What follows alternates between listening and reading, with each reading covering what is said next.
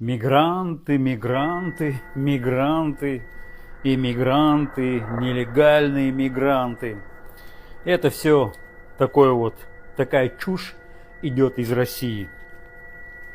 Вы показали статистику за последние 10 лет, что больше всего преступлений создают иммигранты. В Центральной Азии.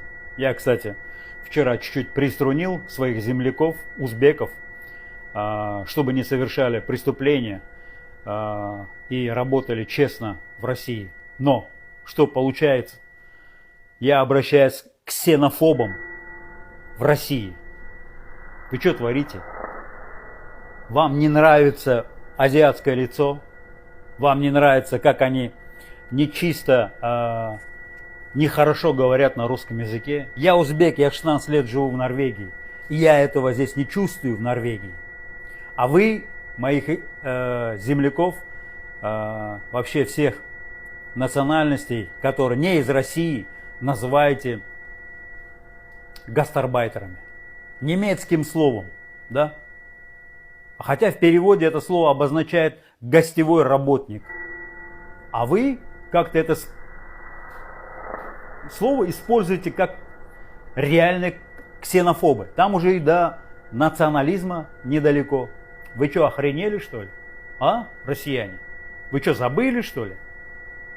Вы забыли, когда во время войны Узбекистан принял в свою страну больше 100 предприятий и выпускал все, что нужно было для войны? Сам голодал, отправлял продукты на войну. Вы про это забыли, что ли? Вы забыли про то, что 200-300 тысяч сирот мы приняли в Узбекистане и не отдали ни в один детский дом. Каждая семья приютила в своем доме по 10-15 детей разных национальностей. Там были и прибалты, там были и украинцы, там были белорусы. В основное количество это было русские. Вы про это забыли? Когда мы, не доедая, семьи не доедали, а собирали урожай, отправляли хлопок, чтобы воины одевались. Сами узбеки и вообще все национальности Центральной Азии воевали на фронтах, погибли. У нас на то время в Узбекистане было всего лишь 6,5 миллиона населения, а ушло на фронт почти 1,5 миллиона. Вы про это забыли? Вот сейчас эти дети, это дети тех людей, которые помогали. Тогда было, когда мы помогали, отправляли это все, тогда мы были дружным народом. А теперь что? Мы стали мигрантами?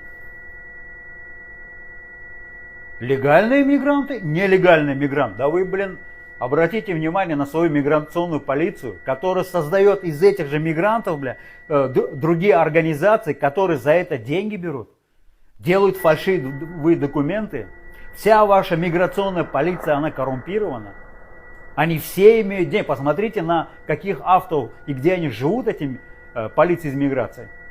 Не все, конечно, но хватает. Вы знаете, что за прошедший год, благодаря иммигрантам, тем, что они каждый месяц платят за патент 5400 рублей, они сделали доход российскому государству аж 54 миллиарда рублей.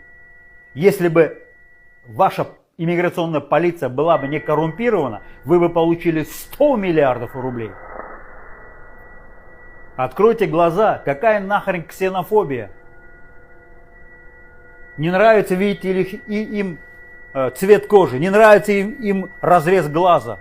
Вы что, охренели, что ли? Вы живете благодаря всему народу, советскому народу, дружескому народу на сегодняшний день. А теперь представьте, если перестанут существовать узбекские рестораны, чайханы в России, перестанут отправлять на данное время хлопок, перестанут отправлять, да вы не будете даже подметать свои дворы. Вы обосретесь во всех, и в стройке, потом у вас 5-6 миллионов трудового населения не хватает.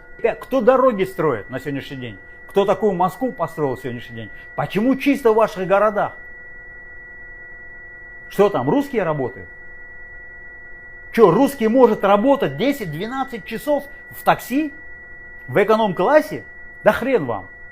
Вы на такую работу даже не пойдете. Вы даже жопу свою со стула не поднимете на такую работу.